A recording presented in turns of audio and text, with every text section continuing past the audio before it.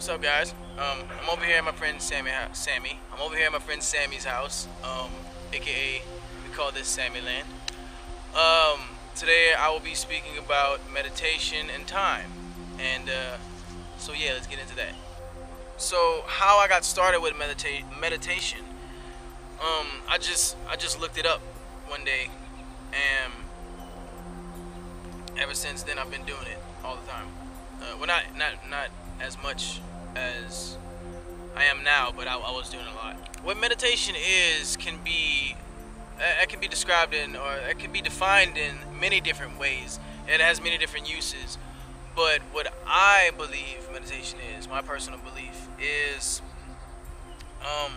calming yourself and stepping back to analyze your thoughts, analyze your position in life, where you are, because we all have rough days, and it's kind of like a glass of wine that you drink just to reflect on the day, you know what I mean? You can also start the day with meditation. I don't recommend you start the day with wine, but yeah. So yeah, it's just a way to find oneself.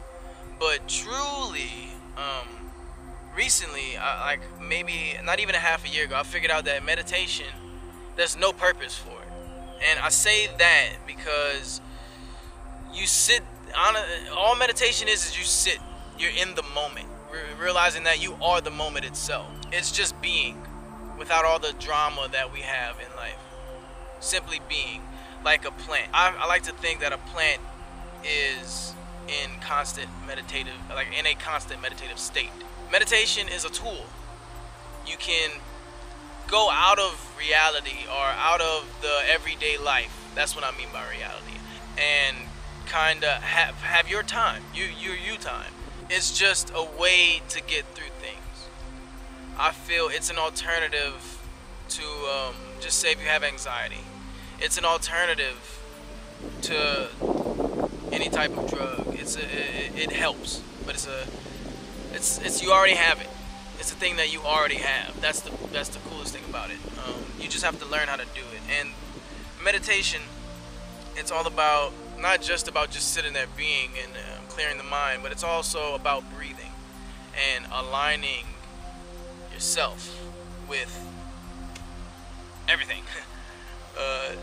Because I don't really know about the whole, I can't get into the whole like chakra thing, because I'm not very well educated on all of that. But I just do know that once I started meditation and actually figured it out and started to do it, before I figured out that there was no purpose for it, and I learned that whole no purpose of meditation thing from Alan Watts, by the way. But anyways, before I learned all that stuff, I believe that through meditation I would get enlightenment somehow.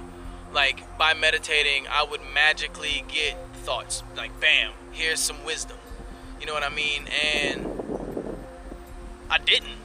I literally was just sitting there, and I was like, wait, all I'm doing is sitting here while I burn sage. Like, that's what I'm doing. I didn't know that it's how you feel when you are meditating. It's just such a different level of consciousness. I actually, like, when I meditate, sometimes I feel like I'm not in this physical body. I'm more than that. I am a vibration, and I'm vibing. That itself gets me through the day. Like many tools in life, you need them. You can't fix things unless you have tools. So I believe that meditation could fix, one's life if it's not the best. Meditation can help one find themselves, help one find happiness, help one find just the direction that they want to go. It really can. Just because you meditate doesn't mean you're going to turn into a hippie. That doesn't mean anything. And another thing about meditation is there are different forms of meditation. People don't realize when you're in elementary school and you just blankly stare, even if you're at work, just blankly staring, that's meditating. You have no thoughts running through your head, you're just meditating. when people are riding bicycles, like people, like I have a teacher that rides bikes. I have two teachers that ride bikes. But when they're riding bikes, I'm pretty sure, sorry for the cracky voice.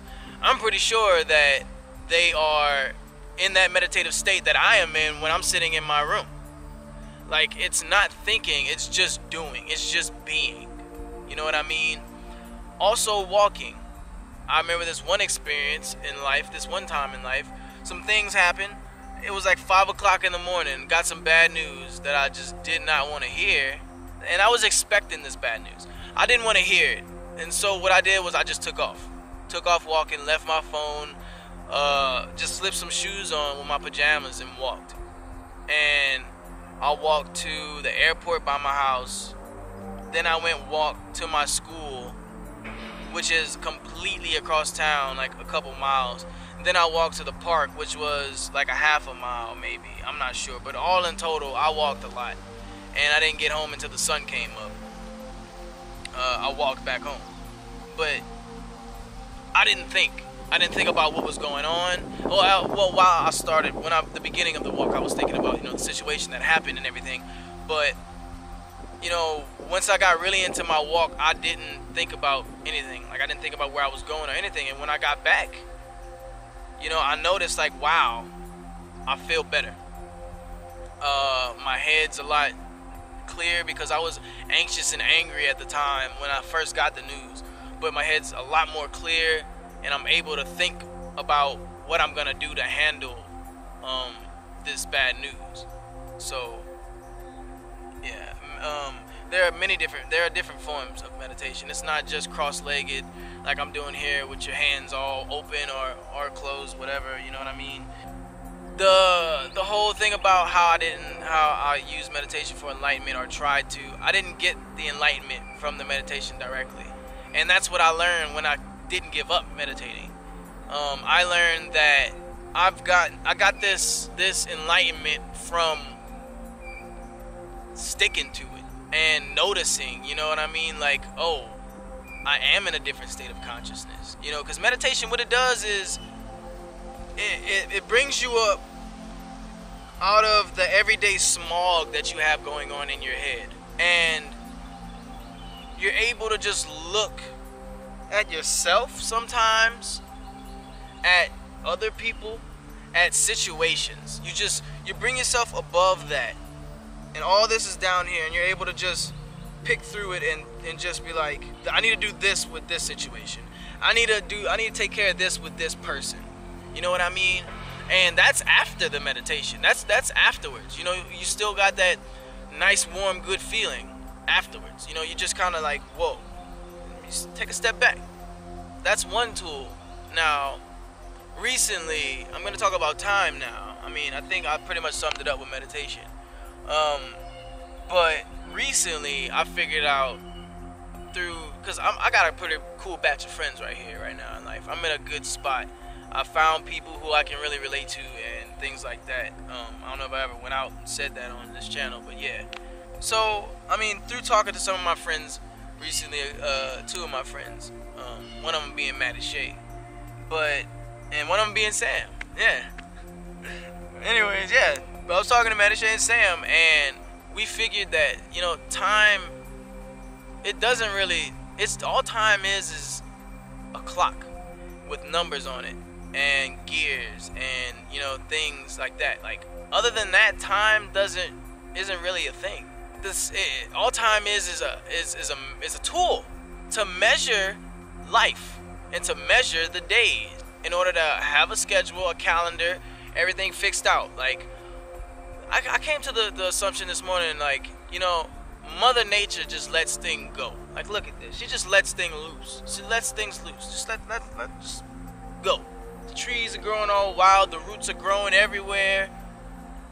But Father Time is strict on stuff. He's like, I need, you know what I mean? Like, he organizes life. A structure, like a kind of like a controlling way I'm trying to get at. That's that old Mother Nature, Father Time thing. When I think to look at time, first of all, I think about just to live in the moment. But when I do think about time, I think about the future and what I can do from now till then. When I think about time, I don't look back at it because there's no reason to. By looking back at things, you'll only get the emotions or thoughts that you had around those times that you were having those things, and you're gonna only attract what you don't want if you're like getting away from what you were doing. And that's what I was doing. I was getting away from how I was and what I was doing because I wasn't interested in that anymore. I didn't want to be that type of person. So yeah, we're talking, and time isn't necessarily real. You know what I mean? We're just here. We're enjoying and we're living. But we are the ones that chose to make that clock. We're the ones that said, hey, we gotta figure some stuff out here. We gotta organize this thing. That pretty much sums up time. I wish I had more to say about it.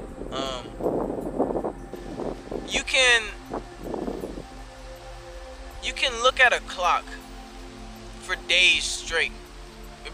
People will bring food to you and everything. You can look at a clock for days. The time won't pass. The only things that'll pass are those hour hands. So theoretically, or whatever the term is, it's all in our head. So is the meditation. So is the consciousness, the higher consciousness, the whatever I was getting at or speaking about. It's all in your head. But you gotta use those tools the right way. If you enjoyed this video, go ahead and give it a thumbs up. I think it was pretty kind of wobbly and stuff, but whatever. I think it was a really good topic to talk about on this channel. If you're meditating out there, give me your reasons for using that tool. If you're using time to your advantage, go ahead and give me a little bit of feedback. What's up? Show me what's up in them in that comment section. Love, peace, chicken grease, something like that. I don't know, but yeah. I'm out, man. Be awesome. Be amazing. Be different. Check you later.